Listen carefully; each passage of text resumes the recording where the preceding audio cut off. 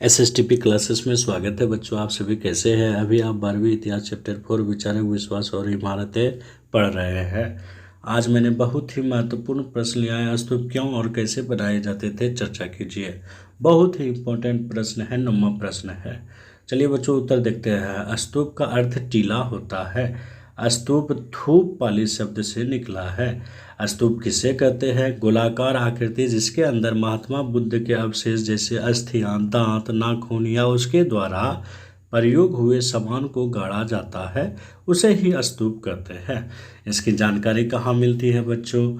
जानकारी मिलती है अशोकावदान, एक बौद्ध ग्रंथ, सुत्त पिटक, जिसमें आनंद भगवान बुद्ध से वार्तालाप करते हैं और भगवान बुद्ध उन्हें थूप बनाने की सलाह देते हैं। स्तूप कहाँ कहाँ है बच्चों? भरहूत, सांची, सारनाथ, अमरावती में जो है स्तूप है। आप फिगर में भी देख सकते हैं, फिगर में दिखाया गया है, ये सांची का स्तूप है। अब चलिए बच्चों उत्तर देखते हैं। उत्तर देखने के पहले आप हमारा चैनल जरूर लाइक करें, कमेंट करें, सब्सक्राइब करें। स्तूप बौद्धों का एक पवित्र जगह होता था। स्तूप क्यों और कैसे बनाए जाते थे, इसकी चर्चा इस प्रकार है। पहला पॉइंट, स्तूप क्यों बनाए जाते थे, इसे पे चर्चा करना है। फिर कैसे बनाए जाते थे? भगवान बुद्ध के अवशेषों के ऊपर पॉइंट में मैंने रखा है। ऐसी कई अन्य जगहें थी जिन्हें पवित्र माना जाता था। इन जगहों पर भगवान बुद्ध से जुड़े कुछ अवशेष जैसे उसकी अस्थियां, उनके द्वारा प्रयुक्त सामान गाड़ दिए जाते थे। इन टीलों को ही स्तूप कहते थे। बौद्ध धर्म के लोग इन वस्तुओं पर आकर धूप या माला चढ़ाते हैं, सिर झुकाते हैं, हृदय में शांति लाते हैं। दूसरा पॉइंट है पवित्र जगह। स्तूप बनाने की परंपरा बुद्ध से भी पहले की रही होगी, लेकिन वह बौद्ध धर्म से जुड़ गई, चूँकि उनमें ऐसे अवशेष रहते थे जिन्हें पवित्र समझा जाता था। इसलिए समूचे स्तूप को ही बुद्ध और बौद्ध धर्म के प्रतीक के रूप में प्रतिष्ठा मिली। अशोक ने स्तूप बनवाए। अशोकावदान नामक एक बौद्ध ग्रंथ के अनुसार अशोक ने बुद्ध के अवशेषों के हिस्से हर महत्वपूर्ण शहर में बांटकर उनके ऊपर स्तूप बनाने का आदेश दिया। ईसा पूर्व 2री सदी तक भरहूत, सांची, सारनाथ जैसी जगहों पर स्तूप बनाए जा चुके थे। तो बच्चों स्तूप किसने बनवाए? तो राजा अशोक। बहुत इंपॉर्टेंट ऑब्जेक्टिव है। अब है कि स्तूप कैसे बनाए जाते थे?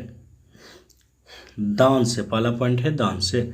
स्तूपों की भी वेदिकाओं और स्तंभों पर मिले अभिलेखों से इन्हें बनाने और सजाने के लिए दिए गए दान का पता चलता है।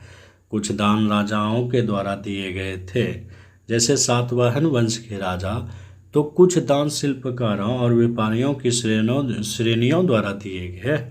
उदाहरण के लिए सांची के एक तोरण द्वार का हिस्सा हाथी दांत का काम करने वाले शिल्पकारों के दानों से बनाया गया था। सैकड़ों महिलाओं और पुरुषों ने दान के अभिलेखों में अपना नाम बताया है। कभी कभी वे अपने गांव या शहर का नाम बताते हैं और कभी कभी अपना पेशा और रिश्तेदारों के भी नाम बताते हैं। इन इमारतों को बनाने में भिक्षुओं और भिक्षुणियों ने भी दान दिया।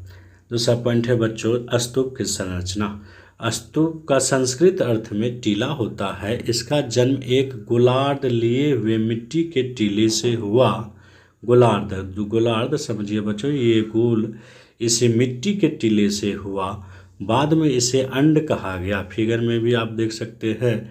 धीरे धीरे इसकी संरचना ज़्यादा जटिल हो गई, जिसमें कई चौकोर और गोलाकारों का संतुलन बनाया गया। बहुत, ये देखिए चौकोर है और गोलाकार तो है ही, चौकोर है। तो इस प्रकार आप समझ सकते हैं। अब है अगला बच्चों हर्मिका। अंड के ऊपर एक हर्मिका होती थी। अंड गोलाकार आकृति को हर्मिका होती थी। यह छज्जे जैसा देवताओं के घर का प्रतीक था। ये जो आप देख सकते हैं बच्चों, आपका ये हर्मिका है। कहाँ है बच्चों? तो ये जो है आपका छोटा सा ये हिस्सा, यही हर्मिका है। ये क्या है बच्चों? हर्मिका। और आगे देखते हैं कि हर्मिका देवताओं के घर के जैसा प्रतीक था।